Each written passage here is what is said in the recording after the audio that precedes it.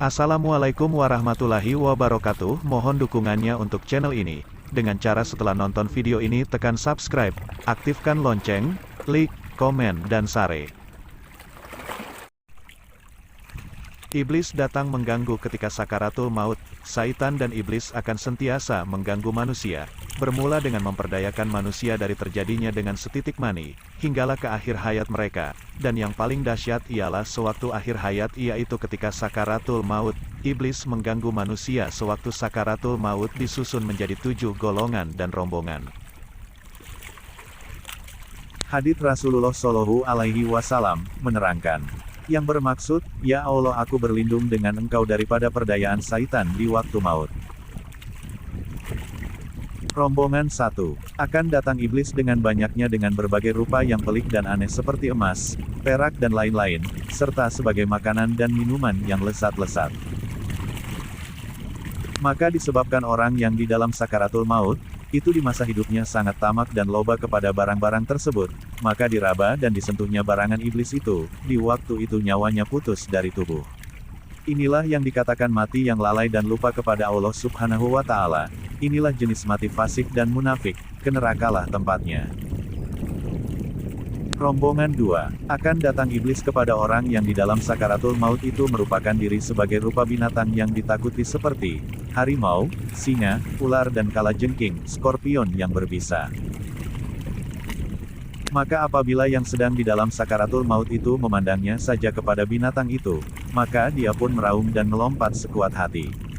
Maka seketika itu juga akan putuslah nyawa itu dari badannya, maka matinya itu disebut sebagai mati lalai dan mati dalam keadaan lupa kepada Allah Subhanahu wa Ta'ala. Matinya itu sebagai fasik dan munafik dan ke nerakalah tempatnya. Rombongan 3. Akan datang iblis mengacau dan memperdayakan orang yang di dalam sakaratul maut itu, dengan merupakan dirinya kepada binatang yang menjadi minat kepada orang yang hendak mati itu. Kalau orang yang hendak mati itu berminat kepada burung, maka dirupai dengan burung, dan jika dia minat dengan kuda lumba untuk berjudi, maka dirupakan dengan kuda lumba, judi. Jika dia minat dengan ayam sabung, maka dirupakan dengan ayam sabung yang cantik. Apabila tangan orang yang hendak mati itu meraba-raba kepada binatang kesayangan itu dan waktu tengah meraba-raba itu dia pun mati, maka matinya itu di dalam golongan yang lalai dan lupa kepada Allah Subhanahu wa Ta'ala. Matinya itu mati fasik dan munafik, maka nerakalah tempatnya, naudzubillahi min dzalik. Rombongan 4. Akan datang iblis merupakan dirinya sebagai rupa yang paling dibenci oleh orang yang akan mati, seperti musuhnya ketika hidupnya dahulu, maka orang yang di dalam sakaratul maut itu akan menggerakkan dirinya untuk melakukan sesuatu kepada musuh yang dibencinya itu. Maka sewaktu itulah maut pun datang dan matilah ia sebagai mati fasik dan munafik, dan nerakalah tempatnya, naudzubillahi min dzalik. Rombongan 5. Akan datang iblis merupakan dirinya dengan rupa sanak saudara yang hendak mati itu, seperti ayah ibunya dengan membawa makanan dan minuman, sedangkan orang yang di dalam sakaratul maut itu sangat mengharapkan minuman dan makanan, lalu dia pun menghulurkan tangannya untuk mengambil makanan dan minuman yang dibawa oleh si ayah dan si ibu yang dirupai oleh iblis. Berkata dengan rayu-merayu, "Wahai anakku, inilah sahaja makanan dan bekalan yang kami bawakan untukmu, dan berjanjilah bahwa engkau akan menurut kami, dan menyembah Tuhan yang kami sembah, supaya kita tidak lagi bercerai dan marilah bersama kami masuk ke dalam surga." Maka dia pun sudi mengikut pengajakan pelawaan itu dengan tanpa berpikir lagi. Ketika itu waktu matinya pun sampai, maka matilah dia di dalam keadaan kafir, kekal ia di dalam neraka dan terhapuslah semua amal kebajikan semasa hidupnya, naudzubillahi min dzalik. Rombongan 6. Akan datanglah iblis menyerupai dirinya sebagai ulama-ulama yang membawa banyak kitab-kitab, lalu berkata ia, "Wahai muridku, lamalah sudah kami menunggu akan dikau, berbagai ceruk telah kami pergi, rupanya kamu sedang sakit di sini. Oleh itu kami bawakan kepada kamu doktor dan bomoh bersama dengan obat untukmu. Lalu diminumnya obat, itu maka hilanglah rasa penyakit itu, kemudian penyakit itu datang kembali. Lalu datanglah pula iblis yang menyerupai ulama dengan berkata, kali ini kami datang kepadamu untuk memberi nasihat agar kamu mati di dalam keadaan baik, tahukah kamu bagaimana hakikat Allah? Berkata orang yang sedang dalam sakaratul maut, aku tidak tahu. Berkata ulama iblis, ketahuilah, aku ini adalah seorang ulama yang tinggi dan hebat, baru sahaja kembali dari alam gaib dan telah mendapat surga yang tinggi. Cobalah kamu lihat surga yang telah disediakan untukmu, kalau kamu hendak mengetahui zat Allah Subhanahu wa Ta'ala, hendaklah kamu patuh kepada kami.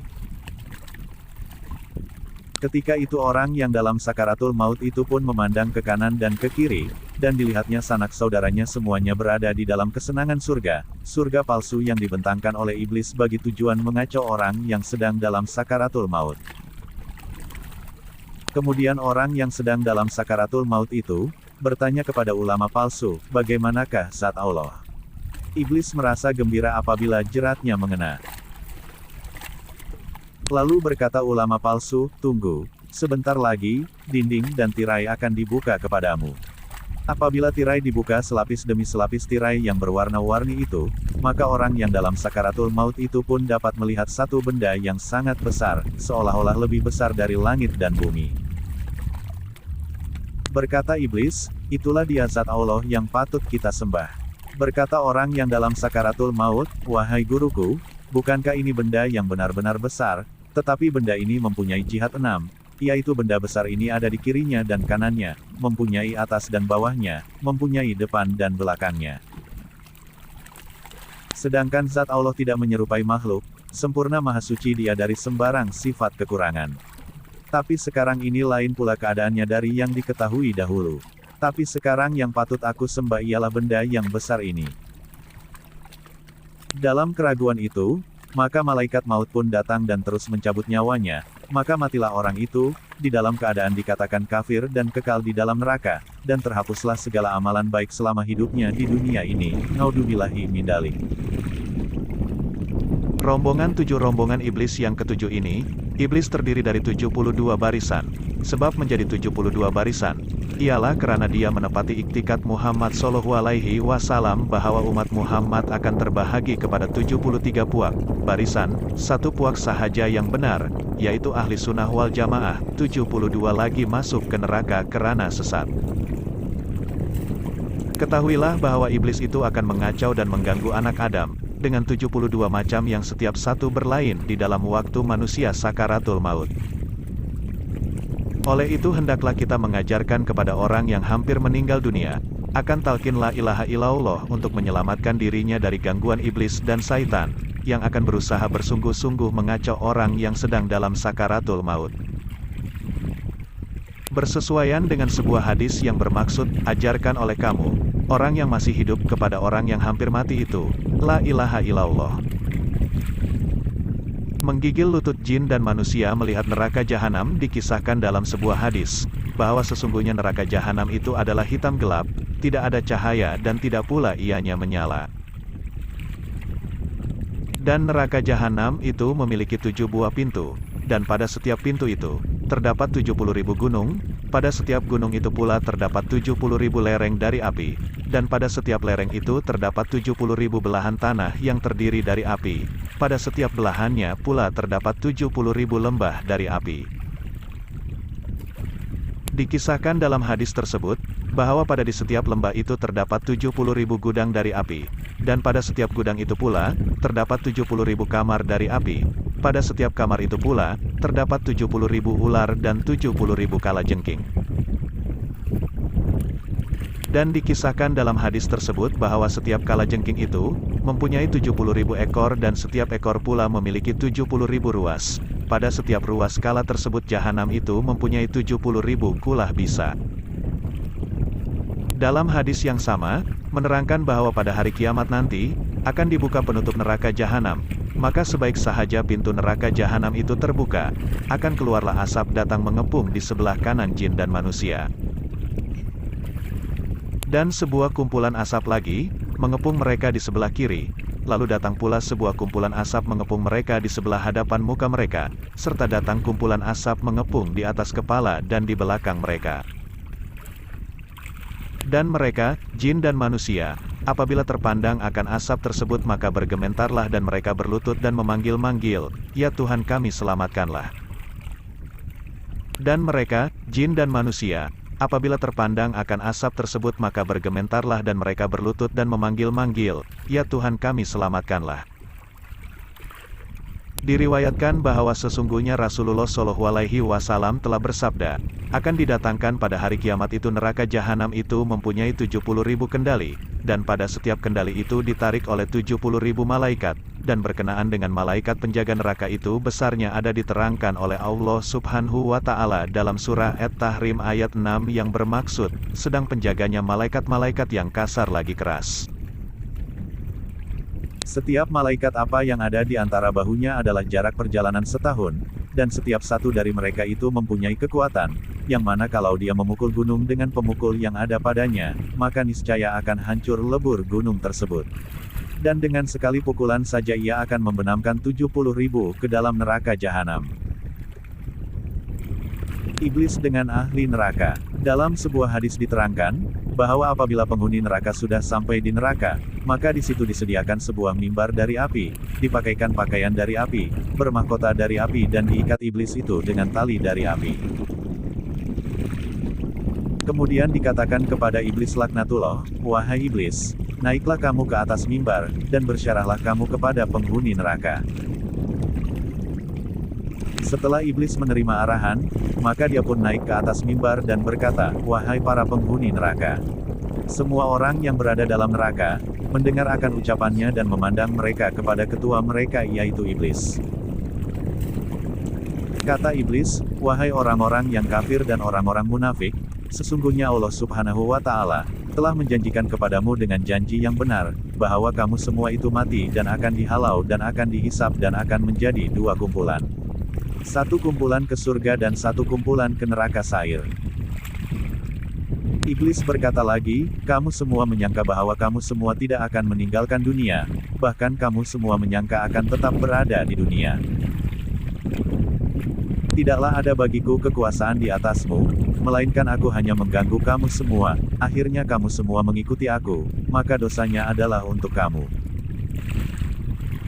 Oleh karena itu, janganlah kamu mengumpat aku, mencaci aku, sebaliknya umpatlah dari kamu sendiri, karena sesungguhnya kamu sendirilah yang lebih berhak mengumpat daripada aku yang mengumpat." Berkata iblis lagi, "Mengapakah kamu tidak mau menyembah Allah Subhanahu wa Ta'ala, sedangkan Dia Allah yang menciptakan segala sesuatu?" Akhirnya iblis berkata, "Hari ini aku tidak dapat menyelamatkan kamu semua dari siksa Allah, dan kamu juga tidak akan dapat menyelamatkan aku. Sesungguhnya pada hari aku telah terlepas dari apa yang telah aku katakan kepada kamu, sesungguhnya aku diusir dan ditolak dari keharibaan Tuhan seru sekalian alam." Setelah mereka, ahli neraka, mendengar kata-kata iblis itu, maka mereka melaknati iblis itu. Setelah itu, iblis dipukul oleh malaikat Zabaniyah dengan gada dari api dan jatuhlah dia ke tempat yang paling bawah, dia kekal selama-lamanya bersama-sama dengan orang-orang yang menjadi pengikutnya dalam neraka. Malaikat Zabaniyah berkata, "Tidak ada kematian bagi kamu semua, dan tidak ada pula bagimu kesenangan, kamu kekal di dalam buat selama-lamanya." Janganlah kita menjadi orang yang bodoh, apabila kita tahu bahwa iblis itu hanya menipu kita, iblis itu adalah musuh ketat kita. Oleh karena itu janganlah sekali-kali kita ikut menjadi ahli keluarganya, selagi kita bernafas cepatlah kita kembali ke pangkal jalan, kalau nafas sudah berhenti maka segala-galanya tidak berguna lagi. Mereka yang takut kepada Allah Subhanahu wa Ta'ala adalah orang yang akan mendapat kebahagiaan di dunia dan di akhirat. Oleh karena itu, sembahlah hanya kepada Allah. Orang yang takut kepada Allah Subhanahu wa Ta'ala adalah mereka ini disebut orang yang amanah, orang yang bersopan santun, orang yang menganggap semua orang Islam itu sebagai saudaranya. Mereka yang mencabar kekuasaan Allah SWT dengan berketuakan iblis dan syaitan adalah mereka ini dikenali sebagai kaki bohong, kaki pencuri, kaki judi, kaki arak, kaki dadah dan sebagainya.